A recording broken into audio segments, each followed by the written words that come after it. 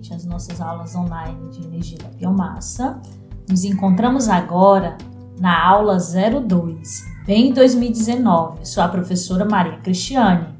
O que é o BEM 2019? É o Balanço Energético Nacional referente ao ano de 2018. Professor, e por que não 2020? Ele ainda está em construção, o referente a 2019. E ainda não foi publicado pelas agências governamentais. Esse Balanço Energético Nacional ele é realizado pela empresa EP, a empresa de pesquisa energética. Todo esse material, relatório síntese, o relatório mais completo, ele está disponível online na nossa sala de aula Google Classroom. E o que seria, professor? O que trata o Balanço Energético Nacional? Ele trata dessa divisão da oferta de energia. O que é oferta de energia? O que o país tem de disponível. E está correlacionado com o uso. Ele só vai utilizar aquilo que ele tem disponível. O que é que nós temos disponível hoje no Brasil? 54,7% dessa nossa disponibilidade são de recursos, infelizmente, não renováveis. Quem seriam esses recursos não renováveis que nós utilizamos?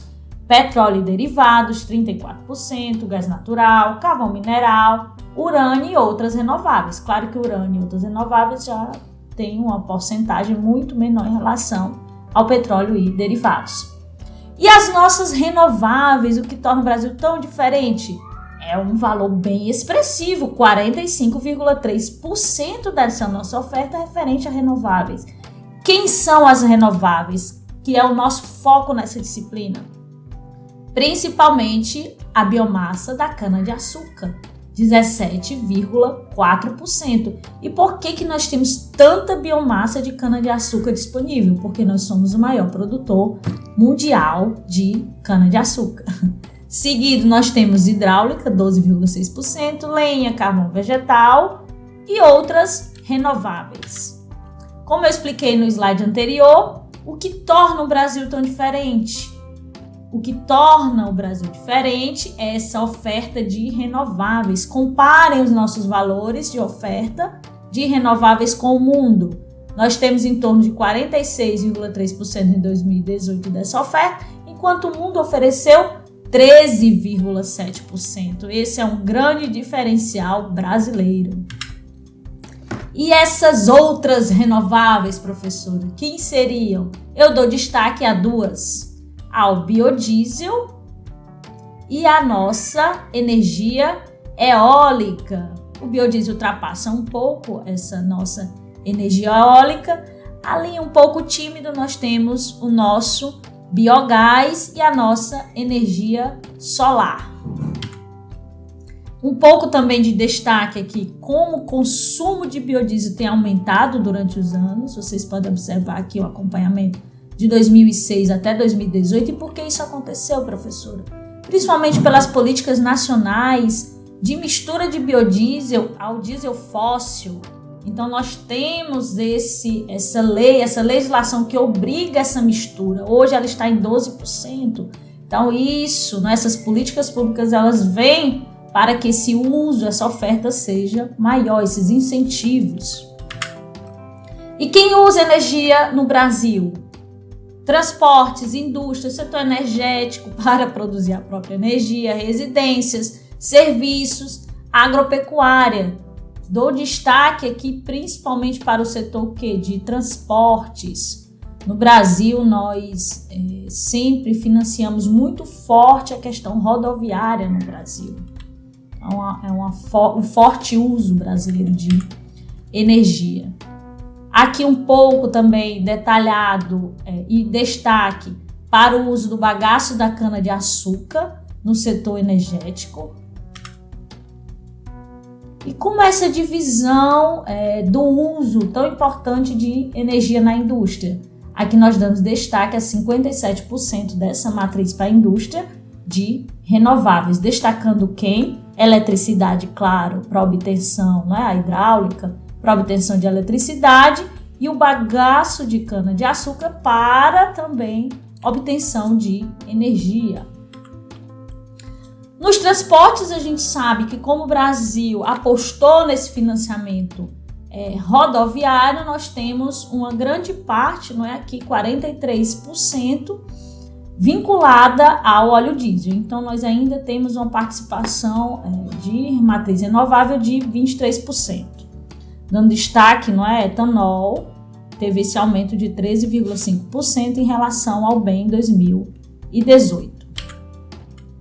A nossa matriz elétrica brasileira ela é muito diferenciada. A gente pode observar que em 2017 e 2018 ela teve uma pouca diferença, né, em relação à hidráulica. A gente tem a crise hídrica em alguns estados. Temos que sempre vincular esse balanço energético, né, essas datas, né, essas crises e esses usos. Mas para mudar de repente uma matriz energética é complicado. Então o Brasil mantém essa sua matriz por muitos anos de uma forma renovável. Isso é muito interessante e muito bom para o Brasil. E isso torna o Brasil um exemplo no mundo. Nós temos aqui de participação de renováveis na matriz energética, matriz elétrica, 83,3% em 2018, comparada com 24% no mundo. O que tornou o Brasil tão diferente? É uma cultura de políticas públicas que iniciou, não é?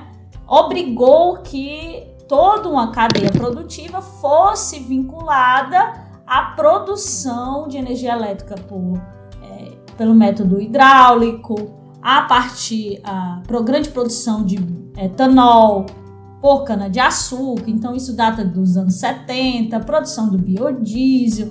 Então nós temos uma forte política realmente de mudança da nossa matriz energética. E isso faz também com que ajude que o Brasil tenha uma emissão de CO2 per capita bem abaixo de outros países.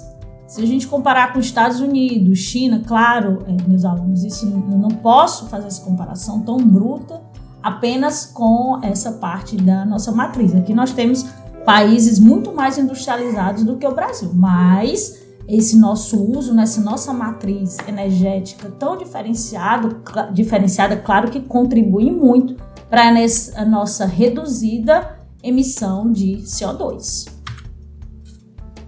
Aqui um pouco da evolução de indicadores no Brasil e no mundo, consumo de eletricidade per capita. Nós temos aqui os Estados Unidos bem discrepante do resto do mundo, não é? Brasil, aqui União Europeia, aqui China.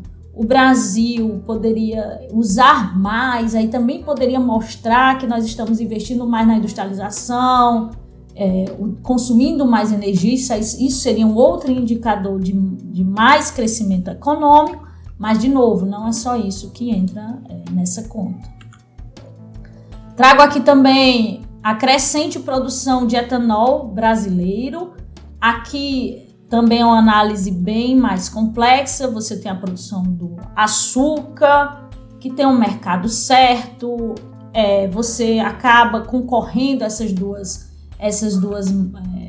dois produtos, não é? Então tem que ter uma política pública muito forte nos leilões, bem interessante esses valores. Aqui um pouco das diferenças regionais no Brasil. Nós vamos entender muito com os nossos materiais o quanto é diverso regionalmente o Brasil. E essas produções de biocombustíveis, como elas são concentradas. A gente pode observar, por exemplo, o exemplo do biodiesel em 2018, uma grande capacidade de produção no centro-oeste e no sul. Quando nos remonta Nordeste, Ceará, a gente pensa em quem? Eólica e solar. Então, as fortes diferenças no Brasil, elas devem ser, sim, bastante estudadas, principalmente quando a gente fala de energia da biomassa. Olhem como é tão diferente a oferta de energia no Brasil e no mundo. O gráfico brasileiro ele é muito diverso. Quanto mais uma matriz for diversificada, melhor a sua competitividade, melhor esse futuro próximo. Nós temos aqui no Brasil energia não renovável 51%, no mundo nós temos 82,7%. Então o Brasil precisa continuar os seus investimentos em tecnologias e melhorar a sua matriz já disponível. E a pandemia, meus alunos, o que vocês acham que aconteceu, né? Eu também disponibilizei esses reviews, esses materiais no Google Classroom para vocês entenderem melhor, né, com calma, quais foram os impactos da pandemia hoje e para o futuro da energia da biomassa e da energia em forma geral.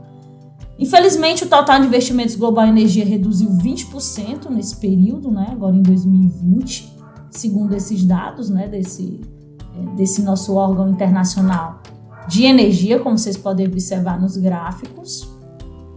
Aqui um pouco mostrando um perfil para 2025, 2030, que realmente vai ter um investimento alto no setor elétrico, então atenção a isso, né? Nós no curso de Engenharia de Energias, para aproveitar esse boom de crescimento que teremos.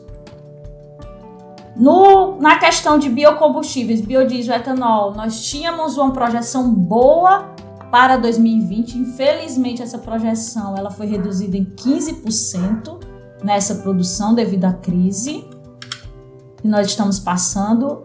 E no Brasil, como foi essa crise comparada a esse período? Aqui a gente está analisando entre 1º e 17 de julho de 2020 comparado ao ano de 2019. Esses dados são da Agência Nacional de Petróleo, Gás e Biocombustíveis. Querosene de aviação, a gente teve uma redução drástica, 72%. Vocês puderam observar isso, né? A gente teve essa redução de fluxo aéreo no mundo. Gasolina, etanol, diesel, então nós tivemos realmente essa redução.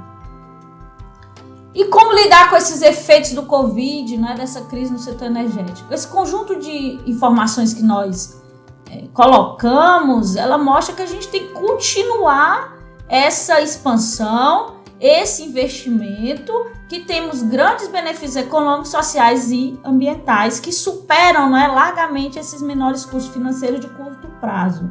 Não podemos mais voltar ao que era antes. Obrigada, espero que aproveitem a aula e o material disponível. Não esqueçam da lista de exercícios, porque vocês vão ter que escolher uma região e analisar a matriz energética daquela região. Pode ser uma cidade, um estado, um país, ok? Obrigada.